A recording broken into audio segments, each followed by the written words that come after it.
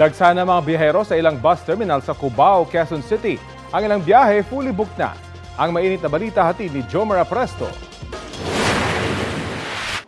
Ganito na karami ang mga pasahero sa iba't ibang terminal ng bus sa EDSA Cubao sa Quezon City ngayong umaga ng Miyerkules Santo. Kabi-kabila ang mga pila ng mga pasahero na umaasang agad makakauwi sa kani-kanilang mga lalawigan. May ilang terminal dito ang nagkakaubusan na ng bus o kaya'y fully booked na ang biyahe.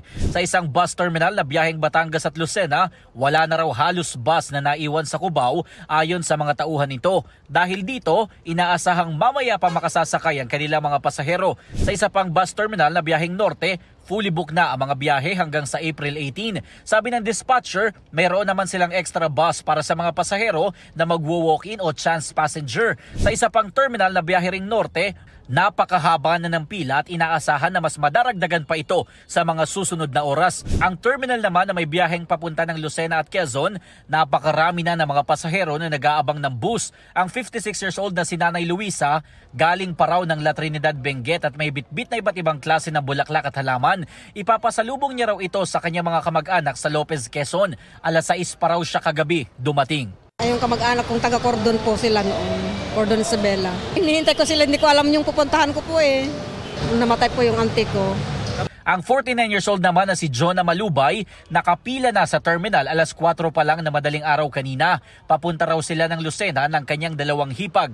Tapos pagdating ng Lucena, sasakay kami yata ng barko, papuntang Romblon. Bakasyon lang.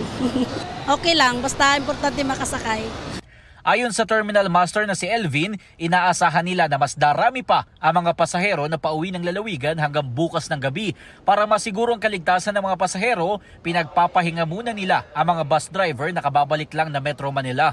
So, umpisa po kami sirga na mga alas 7 po ng gabi. Hanggang ngayon po, marami pong talaga dumarating pasahero. Wala pong puto lang natin, pila. Pero suportado naman namin. Yung paratingan namin ngayon ay 27 na unit. Kaso nga lang, hindi natin maiwasan pagdating dito, medyo puyat. Pinapahinga namin saglit pagka sinabi nila na okay na po, pabiyahe po namin. Marami na rin mga tauhan ng Quezon City Police District ang nakabantay sa iba't ibang terminal sa Cubao. Jomar Apresto nagbabalita para sa GMA Integrated News.